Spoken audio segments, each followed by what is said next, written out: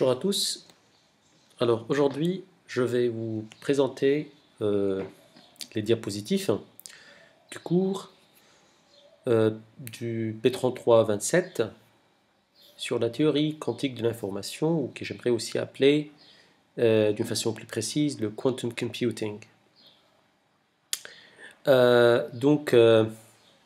Cet enregistrement sera pour vous expliquer un tout petit peu les slides, mais nous irons plus en détail dans une session en direct, ensemble. Donc, nous allons apprendre dans ce cours comment on va utiliser la mécanique quantique que vous avez appris pour en fait réaliser des traitements d'informations, donc de l'informatique. Ceci nous permettra d'apprendre à faire ce qu'on appelle, comment ça se passe, la téléportation quantique, comment on va faire du calcul quantique, des algorithmes quantiques et de la cryptographie quantique. Bien évidemment, nous allons apprendre tout ça dans le cours, qu'est-ce que ça signifie et en quoi ça c'est utile et comment ça s'applique. Il n'y a pas vraiment des prérequis fondamentaux à ce cours, mais juste quelques fondations de base en mécanique quantique. Donc ça, pas évidemment, vous devriez tous l'avoir parce que vous êtes passé par la deuxième année à la physique. Donc vous avez certainement les fondations nécessaires en mécanique quantique. Par contre, il faut noter que ce cours-là, ce n'est pas un cours de mécanique quantique. L'année dernière, c'était la première année où ce cours était délivré. Je ne vous cache pas que ça a été donné plus en forme d'un cours mécanique quantique plutôt. Donc, j'ai développé le cours par rapport à la dernière année. Et donc là, ça ne va pas être un cours qui tourne autour de la mécanique quantique en soi. Donc, pour ceux qui n'aiment pas beaucoup de mécanique quantique, ne soyez pas très désencouragés, au contraire. Nous allons revenir sur les notions de mécanique quantique qui nous seront nécessaires pour l'avancement de ce cours au fur et à mesure dont on les aura besoin. Mais en tout cas, ce ne sera pas très compliqué. Enfin, j'espère. Quels sont les objectifs de ce cours? À la fin de ce cours, vous devez devenir capable de définir et écrire c'est quoi un qubit. Vous devez pouvoir l'utiliser. Vous devez aussi pouvoir utiliser les portes logiques quantiques à un bit et à plusieurs bits, et on va voir ça veut dire quoi. Vous devez devenir capable de réaliser un circuit quantique et de réaliser et discuter du codage quantique, donc des algorithmes quantiques. Et si tout se passe bien, comme je le prévois, j'espère que cette année nous aurons la possibilité de passer en temps réel sur un ordinateur quantique disponible en ligne de chez IBM, pour qu'on puisse faire des applications de ça. Vous devez aussi devenir capable de pouvoir discuter de l'intrication quantique des états de Bell et des inégalités de Bell. Ça, c'est très très important. Ceci va impliquer par la suite votre possibilité de discuter de la téléportation quantique et de la cryptographie quantique. D'accord? Très bien. En termes de prérequis, j'assume, donc en donnant ce cours, je vais assumer des choses suivantes. J'assume tout d'abord que vous savez,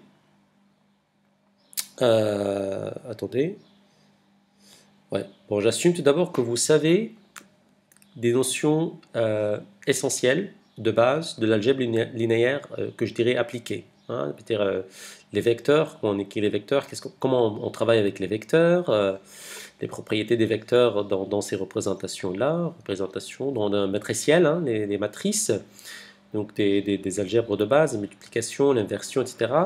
Et quelques notions un peu plus avancées que vous auriez dû les avoir en mécanique quantique, comme les matrices hermétiennes ou hermétiques et les matrices unitaires.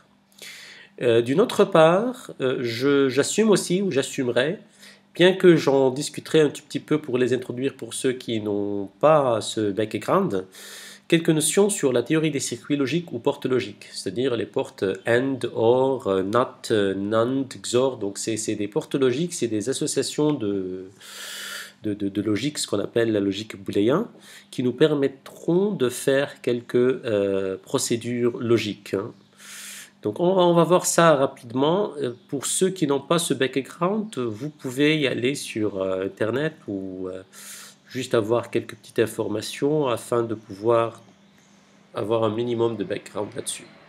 En termes de terminologie, nous allons parler du qubit, donc ce sera le bit quantique, on verra c'est quoi exactement. Et puis les portes logiques quantiques seront interchangeables dans mon discours et dans mes slides avec le terme quantum gates. Donc ce sont des portes logiques comme ceci, mais qui effectueront des procédures ou des calculs logiques, mais quantiques.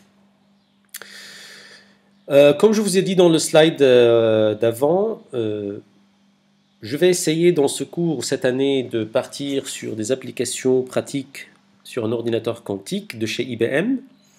Vous pouvez aller voir ça sur ce lien, hein, le projet Q, ça s'appelle le projet Q de IBM, le Quantum Experience, sur le cloud. Vous pouvez aller sur ce lien et découvrir en fait qu'est-ce qui se passe maintenant dans le monde au niveau de quantum computing, qui est en fait un sujet très très riche, très à la mode et très essentiel. Le plan de secours sera comme suivant. Chapitre 1, bon, vous allez voir, il y a un certain nombre de chapitres, mais ils ne sont pas tous énormes. Hein. Donc moi, j'ai décomposé l'information en termes de chapitres comme ça pour qu'on ait des objectifs bien définis, qu'on passera de l'un à l'autre d'une façon plus simple que l'année dernière. D'abord, on va parler de l'information classique, hein, à l'opposé du quantique. Le chapitre 2 sera sur le bit quantique, le qubit. Le chapitre 3 traitera des portes logiques quantiques à un seul qubit, donc ce sont des applications logiques ou des portes logiques simples. Dans le chapitre 4, nous parlerons des portes logiques à plusieurs qubits, surtout la porte logique CNOT, ça s'appelle, ou le porte logique NOT quantique ou NOT contrôlé, vous verrez. Au chapitre 5, nous attaquerons les algorithmes quantiques et le codage quantique. Donc là, on commencera à faire des choses un peu plus sérieuses. Au chapitre 6, on passera à l'intrication quantique aux états de Bell. Au chapitre 7, nous parlerions de mesures partielles et téléportation quantique. Et on finira par la cryptographie quantique et quelques postulats de la mécanique quantique qui nous seront nécessaires pour la compréhension et la discussion. Très bien. Alors nous allons commencer le chapitre 1 sur l'information classique.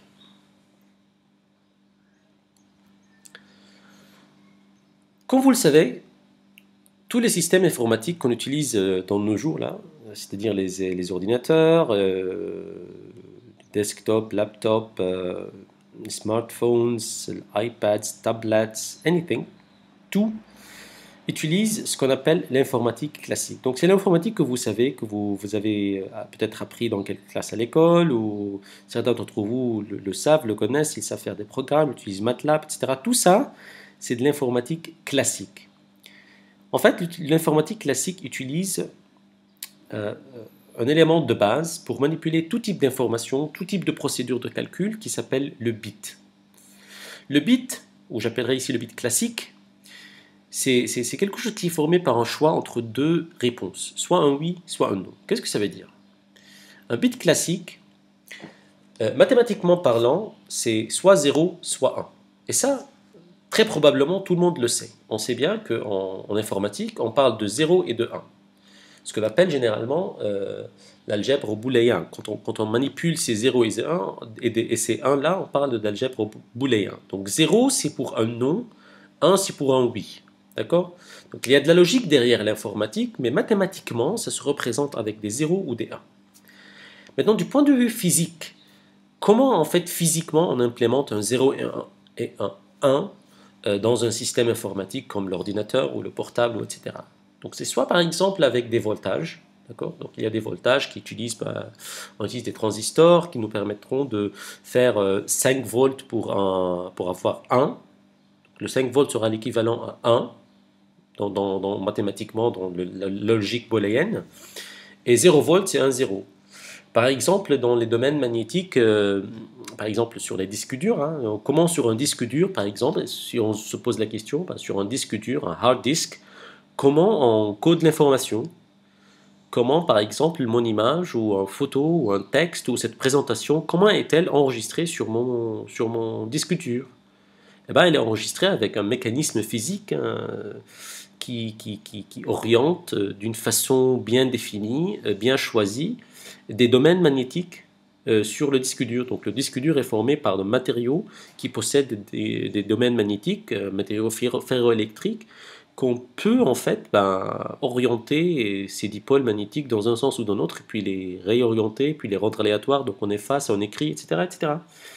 Et donc, dans un sens donné, par exemple, disons de gauche à droite, ce sera représentant d'un 1, et de droite à gauche, ça sera représentant d'un 0. Et comme ça, on pourra coder l'information sur un disque dur. D'accord? Bien évidemment, c'est beaucoup plus compliqué de ce que je dis, mais là, on comprend la différence entre l'abstraction mathématique des choses, de 0 à 1, et comment physiquement on va les implémenter. Dans ce cours, nous nous intéressons vraiment à l'abstraction mathématique. On ne va pas faire ici, dans ce cours, surtout au niveau de l'informatique quantique plus tard, on ne va pas rentrer dans tous les détails des implémentations physiques. Ce cours n'est pas pour ça, mais on va en parler. Bon, comme je viens de dire, l'informatique classique utilise alors ce qu'on appelle le système binaire. Pourquoi un système binaire? Binaire, ça vient de 2, c'est-à-dire on a en fait l'usage de deux valeurs distinctes de bits, soit un 0, soit un 1. Donc c'est un système binaire. Donc toute lettre ou nombre ou procédure, tout calcul, tout est codé en binaire sur un ordinateur. C'est-à-dire que par exemple un nombre 5, ça lui correspond à un code formé par une succession de 0 et de 1. Par exemple 0, 0, 1, 1, 1, ça dépend, on verra. Mais en tout cas, les 0 et le 1, les 1 sont utilisés dans des successions diverses pour former des codes. Et chaque code représentera une information. La question maintenant, intéressante à savoir, c'est combien de bits nous seront nécessaires pour coder une certaine information. Donc si j'ai une information, le chiffre 5 par exemple, ou je sais pas, les nombres, tous les chiffres connus, jusqu'à millions, combien de bits j'en ai besoin pour pouvoir les coder? Et ça, c'est très important à savoir, parce que physiquement parlant, ça détermine combien de transistors, par exemple, j'en ai besoin. Donc, regardons ensemble. Une information qui peut prendre une certaine valeur, ou une valeur parmi m éléments. Donc, si j'ai, par exemple, les nombres de 1 à 5, là, j'ai 4 éléments. L'information, c'est un nombre entre 1 et 5. Donc une information qui peut prendre une valeur parmi m éléments aura besoin de minimum de nombre de bits, n bits, pour qu'elle soit codée entièrement. Tel que m, donc le nombre des éléments que peut prendre cette information, est plus petit ou égal à 2 à la puissance n, avec n le nombre de bits possible. D'accord? Donc on va voir ça pour mieux le comprendre avec des exemples. Si vous regardez à gauche, par exemple, si on veut représenter les nombres 0, 1, 2 et 3 en système binaire. Tout d'abord, on va identifier qu'on a 4 éléments, 0, 1, 2, 3. Donc notre information, qui est soit 0, soit 1, soit 2, soit 3, c'est une information parmi 4 éléments possibles. Donc m est égal à 4. Donc le minimum de nombre de bits qu'on doit utiliser, c'est 2. Pourquoi? Parce que 2 à la puissance 2 égale 4. Et si on revient une slide en avant, 2 à la puissance n, plus grand égale à m. N, c'est le nombre de bits. Donc le minimum, c'est avec une égalité. Donc on a besoin d'au moins 2 bits. Donc là, moi j'ai écrit 4. Je suis désolé, je vais le corriger. On a besoin de 2 bits pour coder les nombres 0, 1, 2 et 3. Et vous les voyez ici. Donc là, par exemple, le nombre décimal normal de 0, ça c'est codé en 0, 0. Le 1, c'est 0, 1. 2, 1, 0 et 3, 1, 1. Comme vous le voyez là, ayant 2 bits, juste 2 bits 0 et 1, on peut juste faire ces combinaisons, donc on peut faire 4 combinaisons, et du coup, on est capable juste de coder 4 informations. D'accord? Par contre, si on veut représenter les nombres ici à droite, là, de 0 à 7 en système binaire, on identifie d'abord qu'on a 8 éléments dans cette information. Donc m égale 8. Et on sait que 2 à la puissance 3 égale 8. Donc, d'après cette relation qu'on a vue dans le slide avant, on a besoin d'au moins 3 bits pour coder tous les chiffres entre 0 et 7. De cette façon, vous voyez. Le 0, ça sera à ce moment-là 0, 0, 0. Le 1, 0, 0, 1. 2, 0, 1, 0, etc. etc. Et là, tous ces successions de 0 et des 1 sont toutes les combinaisons possibles avec 3 bits qui peuvent avoir 0 ou 1 comme valeur. C'est toutes les combinaisons possibles à faire. Et bien, ces combinaisons, ils sont au nombre de 8. Donc, on peut représenter 8 informations. Et dans ce cas-là, cette information, c'est un chiffre entre 0 et 7. Bon, avant de passer à cette slide, slide suivant, j'aimerais juste noter un truc. En quoi est nécessaire de savoir le nombre de bits possibles? En fait, plus on a de bits, plus on peut faire de l'information. D'accord? Vous le comprenez bien. D'après ce slide, plus cette puissance-là est élevée, plus je peux avoir d'informations. D'accord?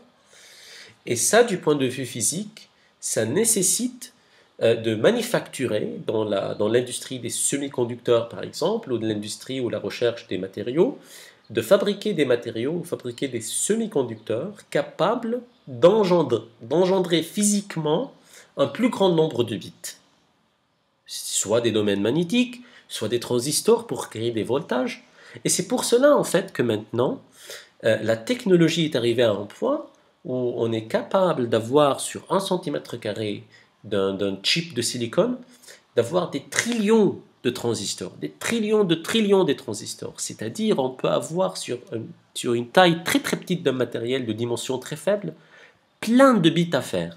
Et c'est pour cela maintenant, votre téléphone portable, il est capable de faire plein de choses. Et on est capable de mettre plein de gigabytes là-dessus, avec une taille qui est très très faible et qui devient de plus en plus mince.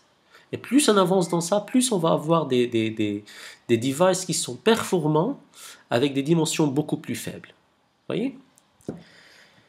Ça me mène à parler de la quantité d'informations.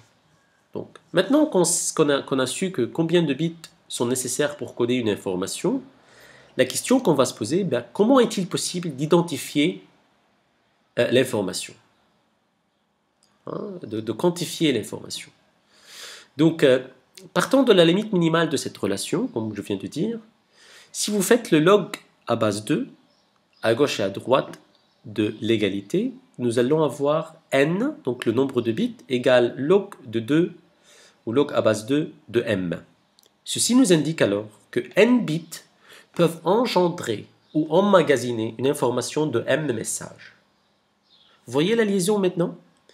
Donc si j'ai un device qui peut faire 1000 bits, sur lequel physiquement je peux faire 1000 bits, par exemple 1000 transistors, donc je peux faire 1000 bits, et bien là je fais log base 2, donc 1000 sera égal à log base 2 de m, m sera le nombre de messages que je pourrais évidemment coder et représenter avec ce device qui peut faire n bits. Donc n, le nombre de bits, égale log à base 2 de m, m étant le nombre de messages que je peux coder avec n bits. Cette expression était la première tentative à quantifier une information et qui a été proposée par Ralph Hartley en 1927. Vous voyez ici un exemple. Donc, log à base 2 de 8, ça fait 3. Donc, 3 bits peuvent coder 8 messages, ce qu'on vient de voir avant. Donc, c'est approximativement la même chose. C'est juste, on est en train de le dire d'une autre manière. Bien que cette façon-là est intéressante, et pour nous, ça peut paraître pour nous simple, mais il faut se mettre à l'époque où tout ça n'existait pas avant. l'idée d'information, l'idée de quantifier l'information, du codage en soi, c'est nouveau hein, à l'époque. Et donc ça fait vraiment un avancement, un grand avancement de pouvoir donner des expressions simples, mais qui nous donnent une vraie identification de l'information qu'on peut coder ou transmettre. Très bien. Par contre, ça, on va le pousser un tout petit peu plus. On va parler de ce qu'on appelle l'entropie de Shannon. En fait, Claude Shannon a développé une théorie de l'information. Vous allez voir ça si vous lisez un peu sur le sujet, la théorie de Shannon ou Shannon Entropy ou l'information de Shannon. En fait, il a utilisé une approche de probabilité. C'était quoi le but? Le but, c'était de pouvoir quantifier, si vous voulez, donner plus de valeur à une information donnée, pouvoir dire combien cette information est pesante, quelle valeur elle a cette information. Donc donner une notion de quantité avec, si vous voulez, un faveur de flavor de qualité. Hein. Vous allez me comprendre un peu plus loin. La question, c'était la suivante. Combien est-il probable que nous allons observer une information dans un signal? Qu'est-ce que ça veut dire? J'ai un signal donné. Je reçois un signal. D'accord? Un signal contient plusieurs messages. Comment je peux évaluer ou quantifier ou peser l'information que je gagne, que je prends de ce signal? C'est ça l'idée de Shannon. L'importance de cette approche, c'est que ça nous permet de quantifier combien nous allons gagner d'informations en ayant un signal donné. On va faire cet exemple ensemble pour qu'on puisse comprendre ce que je voulais dire. Observez les deux messages que j'ai écrits. Demain, il y aura un nouveau infecté par le virus Corona en France. Ça, c'est le premier message. Le deuxième message, le virus Corona disparaîtra demain matin. La question que j'aimerais vous poser est simple. Lequel de ces deux messages vous donne plus d'informations? Ou si vous voulez, lequel de ces deux messages avancera votre information actuelle? Lequel? Si vous en pensez, c'est bien évidemment le deuxième message. Parce que on sait très bien qu'il y aura quelqu'un qui sera infecté demain en France. C'est pas surprenant. On n'a rien appris. Si je viens, je te dis, ben écoute, j'ai une nouvelle pour toi, demain il y a quelqu'un qui va être infecté en France. Tu me dis, oui, mais c'est normal, tout le monde est en train d'être infecté. Mais si je viens et je te dis, eh ben, tu sais, le corona va disparaître demain matin, tu me dis, mais arrête. Attends, mais c'est superbe. C'est une bonne information, là. D'accord? Vous voyez la différence? Laquelle des deux informations est plus valable? Est plus, pas valable, est plus pesante, est plus importante? Ou qui est-ce qui a avancé notre information? Eh bien, c'est le deuxième message. Bon, ça, c'est logique maintenant. Alors, voyons comment mathématiquement, comment avec la représentation mathématique des choses, qu'on va représenter ça. C'est ça ce que Shannon a fait. L'idée primordiale de l'approche de Shannon est que si un message possède une probabilité élevée d'arriver, donc il y a une très forte probabilité, par exemple, très très forte probabilité, que demain quelqu'un va être infecté en France, presque égale à 1 cette probabilité. Eh bien, on gagne peu d'informations en sachant ce message. J'apprends rien. Je ne gagne pas beaucoup d'informations. Eh bien oui. Alors que si un message possède une faible probabilité d'arriver, très faible probabilité, eh bien on gagne beaucoup d'informations en apprenant ce message. Vous voyez? Si je vous dis par exemple, le chef de parlement au Liban l'année prochaine sera Monsieur Nabi Berri. Combien d'informations vous gagnez? Pas rien, parce que c'est connu. Alors que si je viens et je dis, le chef de parlement du Liban, la fois prochaine sera, je sais pas, Jean-Claude Van Damme. Et bien là, c'est une information énorme. On a gagné beaucoup d'informations parce que c'est très, très, très rare Ça ne va pas arriver. La probabilité est super faible. Vous voyez? Eh bien, comment Shannon a quantifié ça? Ben, cette vision des choses nous offre un moyen intéressant de quantifier l'information contenue. Donc là, on va parler de l'information contenue dans un message. Hein. Et pour le quantifier, Shannon a fait le suivant, a dit que soit I, par exemple, le contenu de l'information, et P, la probabilité d'occurrence de ce message, et bien I, le contenu de l'information est égal à moins log à base 2 de P. D'accord? Donc c'est une expression, mais on va le disséquer, on va le comprendre. Hein. Et bien, vous voyez que le signe moins dans cette expression est là pour assurer que le contenu de l'information est toujours positif. Pourquoi? Parce que P, c'est une probabilité. C'est une probabilité qu'un message prend lieu. Et cette probabilité est toujours comprise entre 0 et 1. Alors le log à base 2 d'une valeur plus petite que 1 et plus grand que 0, ben c'est négatif. Alors le moins devant le log, c'est pour dire que I, le contenu de l'information est positif. Et ben on voit bien que si la probabilité P d'un message est élevée, l'information I qui est contenue dans ce message est faible. Vous voyez? Ça répète la même chose qu'avant, mais là c'est avec une formule, une expression mathématique qui représente cette explication logique qu'on a déjà fait. Si la probabilité P d'un message est faible, eh ben, l'information contenue dans ce message est élevée.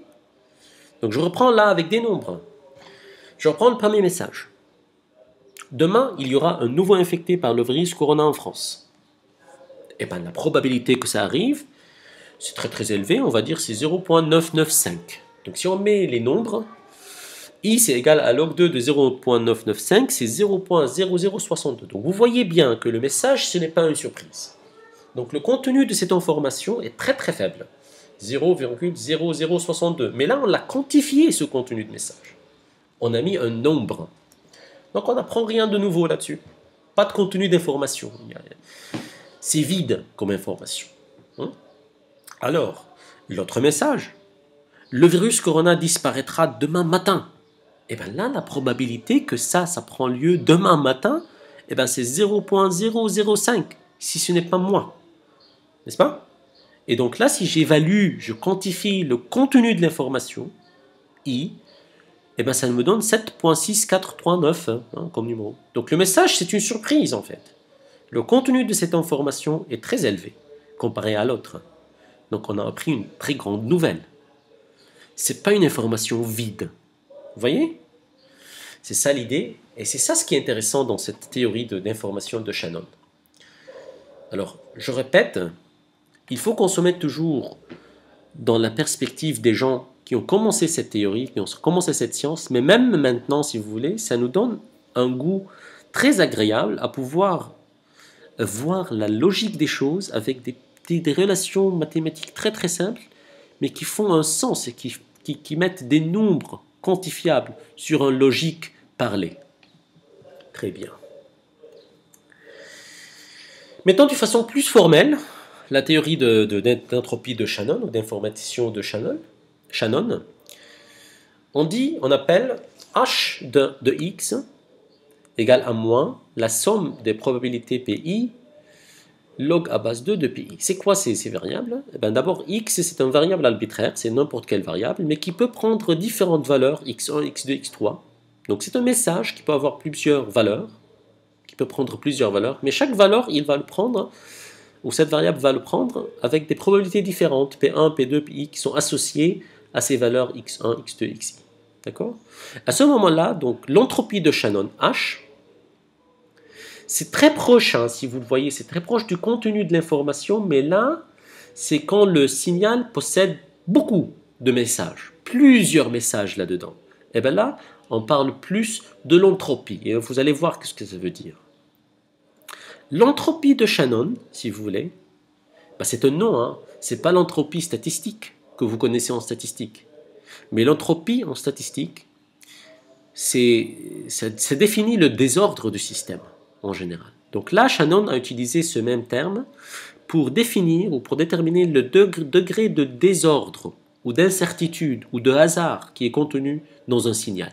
Donc si on reçoit un signal X, dans lequel il y a la possibilité de voir plusieurs valeurs et chaque valeur avec des probabilités différentes, eh ben, le désordre ou l'incertitude ou le hasard dans ce signal eh ben, sera quantifié avec un terme H qui s'appelle l'entropie de Shannon. Bien évidemment, hein, plus le signal est certain, donc plus la probabilité est élevée, on est sûr de ce qu'on va obtenir, eh ben, le désordre est faible. Il n'y aura pas de désordre.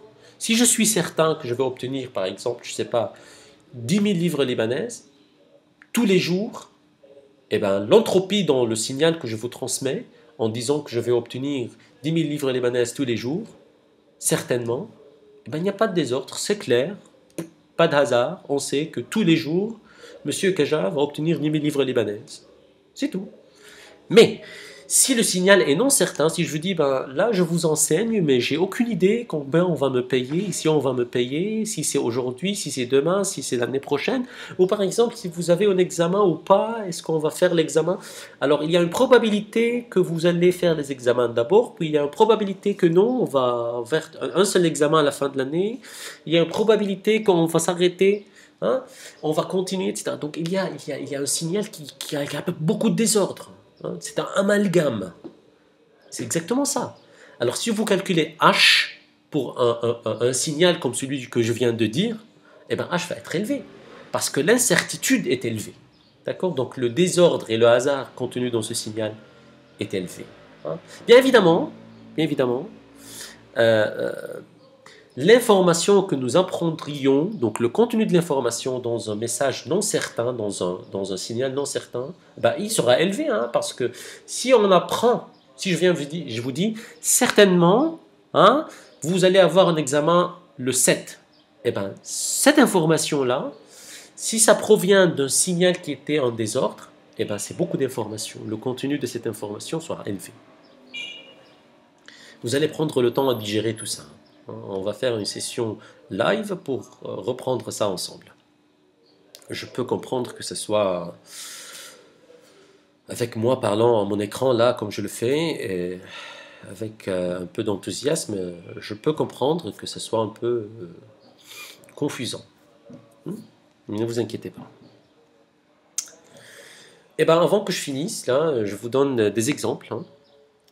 Supposons un signal qui transmet toujours le chiffre 4. Donc le signal sera composé d'une série de 4. Donc c'est 4, 4, 4, 4, 4. Si on se demande maintenant c'est quoi l'entropie de Shannon de ce signal, eh bien la probabilité d'obtenir le chiffre 4 est égale à 1. C'est toujours un 4, n'est-ce pas? Donc l'entropie H sera égale à 0. Il n'y a pas de désordre. Il n'y a pas d'incertitude. Le signal a un désordre qui est égal à 0. Pas de hasard dans ce signal. L'entropie de Shannon est nulle quand on a un signal qui est certain, qui a une probabilité égale à 1. Alors que supposons par exemple qu'un signal qui est transmis et qui transmet les chiffres 1 et 2, avec un ordre inconnu, mais c'est des chiffres 1 et 2 seulement. Donc le signal sera composé par exemple d'une série arbitraire de ces deux chiffres-là. Donc 1, 2, 1, 1, 2, 2, 1, 2, 1, 2, 2, 2, 1, on ne sait jamais. Quelle est l'entropie de Shannon de ce signal? Ben bien évidemment, statistiquement parlant, hein, si le signal est composé d'une série infinie de 1 et de 2, eh ben, la probabilité d'obtenir 1 sera de 1,5, statistiquement parlant, et celle d'obtenir 2 sera aussi 1,5. Et donc si on applique cette relation qui définit l'entropie de Shannon, ben, on va faire la somme, enfin un moins, puis la somme des PI, donc 1,5 log de 1,5, moins 1,5 log de 1,5. Hein. Donc vous voyez bien, moins, c'est le moins de l'expression 1,5 log de 1,5, et moins, parce qu'il y a le moins qui multiplie les deux, 1,5 log de 1,5. Et bien ça donne 1. Vous voyez bien que 1 ici, c'est plus élevé que le 0 ici. Pourquoi? Parce que le degré de désordre, hein, puisqu'on a des probabilités partielles dans ce système, 1,5 pour le nom du chiffre 1 et 1,5 pour le chiffre 2, et ben l'entropie de Shannon, le degré de désordre dans ce signal, est plus élevé que celui du signal d'avant. Bien évidemment. Donc plus l'incertitude augmente, plus la probabilité des messages contenus dans ce signal diminue, plus l'entropie augmente. Plus le désordre et le hasard dans une information va augmenter.